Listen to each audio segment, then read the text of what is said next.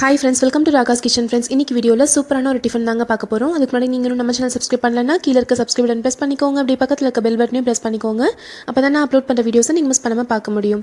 நம்ம ரவையில இன்னைக்கு ஒரு வித்தியாசமான ஒரு டிஃபன் பார்க்க போறோங்க. இது செய்யறதுக்கு ஸ்டவ்ல ஒரு கடாய் வச்சுக்கலாங்க. அதுல 1 ஸ்பூன் அளவுக்கு எண்ணெய் விட்டுக்கலாம். எண்ணெய் நல்லா சூடானதும் ஒரு 1/4 ஸ்பூன் அளவுக்கு கடுகு, 1/2 ஸ்பூன் அளவுக்கு சீரகம் இது ரெண்டையும் சேர்த்துடலாம். இது ரெண்டும் நல்லா பொரியட்டும். இது கூட இப்போ ஒரு 1.5 டேபிள் ஸ்பூன் அளவுக்கு கடலை பருப்பு சேர்த்துடலாங்க.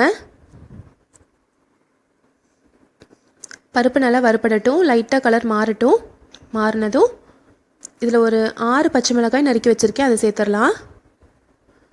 கொஞ்சமாக கருவேப்பிலையும் சேர்த்துடலாம். சேர்த்துட்டு இது நல்லா வதக்கிக்கோங்க.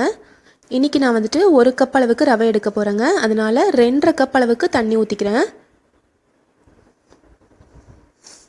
2.5 கப் அளவுக்கு தண்ணி ஊற்றிட்டு இப்போ தேவையான அளவுக்கு இந்த டிஃபனுக்கு தேவையான அளவுக்கு கல்லுப்பு இதில் சேர்த்துடலாம். கல்லுப்பு சேர்த்துட்டு இதை மூடி வச்சிடலாங்க. தண்ணி நல்லா கொதிக்கட்டும். நான் இன்றைக்கி சொல்கிற அளவு வந்து கரெக்டாக ஒரு 3 பேருக்கு டிஃபனுக்கு சரியாக இருக்குங்க. இப்போ நான் மூடி வச்சுட்டு தண்ணி நல்லா கொதிக்கணும். பாருங்கள், இப்போ நல்லா கொதிச்சிருச்சு தண்ணி. தண்ணி நல்லா கொதித்ததும் இதில் 1 கப் அளவுக்கு வெள்ளை ரவை சேர்த்துடலாங்க. நம்ம உப்புமாக்கு சேர்க்குறோம் இல்லைங்களா, அந்த வெள்ளை ரவை. நான் இன்றைக்கி வறுக்காத ரவை தாங்க எடுத்திருக்கேன்.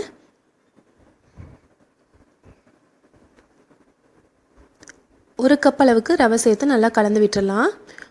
ஒரு நிமிஷம் நல்லா கலந்து விட்டாலே போதும். இப்போ இது கூட ஒரு 3/4 கப் அளவுக்கு தேங்காய் துருவல் சேர்க்க போகிறோம். 1/2 கப்பில் இருந்து 3/4 கப் அளவுக்கு நம்ம சேர்த்துக்கலாங்க. 3/4 கப் சேர்த்தோம் அப்படின்னா ரொம்ப டேஸ்ட்டாக இருக்கும்.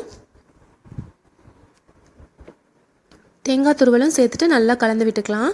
ஒரு 4 நிமிஷம் இது எல்லாமே சேர்ந்து நல்லா வெந்தால் போதுங்க. பேன்லேருந்து ஒட்டாமல் வரணும். பாருங்கள், இந்த மாதிரி நல்லா ஒட்டாமல் எல்லாம் நல்லா கலந்து வரணும். நம்ம கையில் எடுத்து நம்ம கொழுக்கட்டைக்கெலாம் பிடிப்போம் பாருங்கள், அந்த அளவுக்கு அந்த பதத்துக்கு வரணுங்க.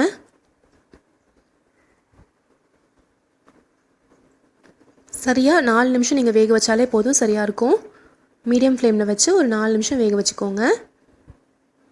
இப்போ பாருங்கள், பேன்லேருந்து நல்லா ஒட்டாமல் வந்துருச்சு.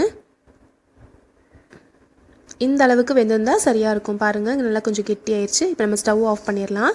இது நல்லா ஆற விடணுங்க. ஸ்டவ்லேருந்து இறக்கி வச்சிடலாம் பேனை. இது நல்லா ஆறட்டும். இப்போ நல்லா ஆறிடுச்சுங்க. இந்த மாதிரி ஒரு பாத்திரம் எடுத்து வச்சுருக்கேன். நான் இட்லி பாத்திரத்துக்குள்ளார வைக்கிறதுக்காக இந்த மாதிரி ஒரு பாத்திரம் எடுத்து வச்சுருக்கேன். இப்போ நல்லா ஆறிடுச்சு இந்த மாவு. இதிலிருந்து இந்தளவுக்கு நம்ம கொஞ்சமாக மாவு எடுத்துக்கலாம். எடுத்து நல்லா உருட்டி 2 கைக்கும் நடுவில் வச்சு இந்த மாதிரி தட்டிக்கோங்க. தட்டிட்டு நடுவில் கொஞ்சமாக குழி மாதிரி செஞ்சு ஒரு கிண்ணம் ஷேப்பில் நம்ம வந்து அதை செஞ்சுக்க போகிறோம்.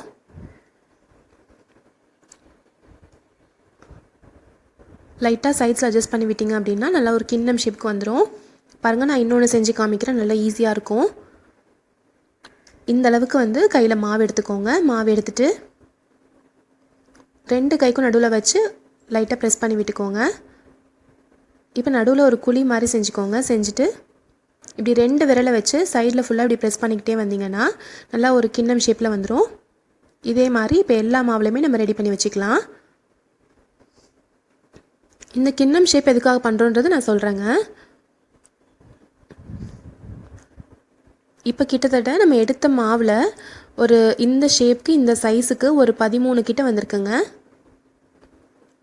நான் இந்த பாத்திரத்தில் இப்படி ஃபுல்லாக வச்சிடுறேன்.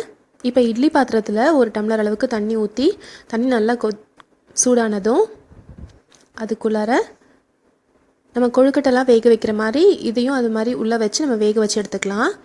சரியாக ஒரு 7லேருந்து 8 நிமிஷம் வெந்தால் போதும், சரியாக இருக்கும். நான் ஒரு 8 நிமிஷம் வேக வச்சு எடுத்திருக்கேங்க.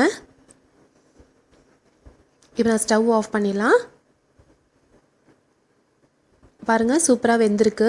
இப்போ நம்ம இதை எடுத்து வெளில வச்சிடலாம். இப்போ நம்மளுடைய சர்விங் பிளேட்டில் இதை வச்சிடலாங்க. சூப்பரான டிஃபன் ரெடி ஆயிடுச்சு. இப்போ நம்ம இந்த கிண்ணம் ஷேப் பண்ணியிருக்கோம் பார்த்தீங்களா, இந்த ஷேப்புக்குள்ளார வந்து நம்ம இது கூட வைக்கிற சைட் டிஷ்.